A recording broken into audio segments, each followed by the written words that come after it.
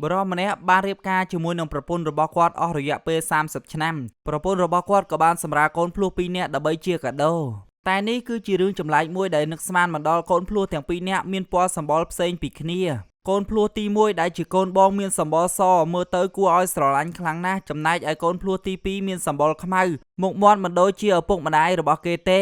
មុនដំបូងបរិសដែលជាឪពុកសប្បាយចិត្តមិនហ៊ានឲ្យនរណាដឹងទេហើយក៏មានអារម្មណ៍សង្ស័យលើកូនរបស់គាត់ទាំងពីរនាក់ថា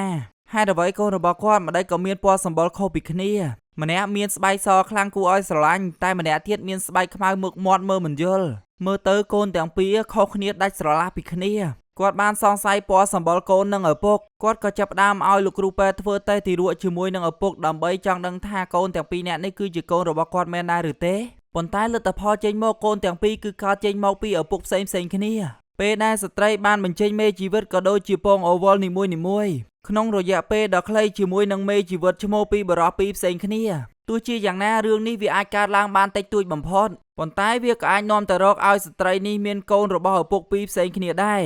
នេះគឺជាហេតុការណ៍មួយដ៏គួរឲ្យភ្ញាក់ផ្អើលនៅលើយន្តហោះនារីដែលជាអ្នកដំណើរបានទប់មិនជាប់របស់កខ្វក់នៅខាងក្នុងពោះធ្វើឲ្យវត្ថុកខ្វក់នោះបានជះសាយភាយពេញនៅខាងក្នុងយន្តហោះមូលហេតុដែលធ្វើឲ្យរបស់កខ្វក់ដែលបានសាយភាយពេញយន្តហោះនោះពេលមុនដែលនាងបានឡើងយន្តហោះនាងបានលេបថ្នាំបញ្ចុះអស់ជាច្រើនរយគ្រាប់ធ្វើឲ្យនាងមិនអាចទប់ជាប់ជាមួយនឹងកម្លាំងបុកដ៏ខ្លាំងក្លាចេញមកពីខាងក្នុងហើយក្លិនដ៏អាក្រក់ដែលនៅខាងក្នុងយន្តហោះនេះធ្វើឲ្យអ្នកដំណើរផ្សេងៗទៀតមិនអាចទប់ទល់បានអ្នកដំណើរផ្សេងទៀតអ្នកខ្លះក៏បានក្អួតអ្នកខ្លះទៀតក៏មិនបានដកដង្ហើមនៅខាងក្នុងយន្តហោះនេះដែរធ្វើឲ្យអ្នកដំណើរដែលបានជិះយន្តហោះជាមួយខឹងជាមួយនឹងនាងខ្លាំងណាស់ស្រាប់តែពេលនោះអ្នកបម្រើការនៅលើយន្តហោះក៏បានសម្រេចចិត្តដើម្បីមកជូតវត្ថុដែលកខ្វក់នៅលើយន្តហោះនោះចោលភារលុតក៏មិនបានបន្តដំណើរតទៅមុខទៀតដែរដោយសារតែក្លិនកខ្វក់នៅលើយន្តហោះនោះអាក្រក់ខ្លាំងពេកក៏បានសម្រេចចិត្តចុះចតនៅកន្លែងមួយនឹងមិនបន្តដំណើរទៅមុខទៀតទេហេតុការណ៍មួយនេះគឺគួរឲ្យភ្ញាក់ផ្អើលខ្លាំងមែនទែនដោយសារតែអ្នកដំណើរម្នាក់មិនអាចទប់ទល់ជាមួយនឹងកម្លាំងបុកច្រើននៅខាងក្នុងបានបណ្ដាលឲ្យការធ្វើដំណើរត្រូវផ្អាកទាំងស្រុង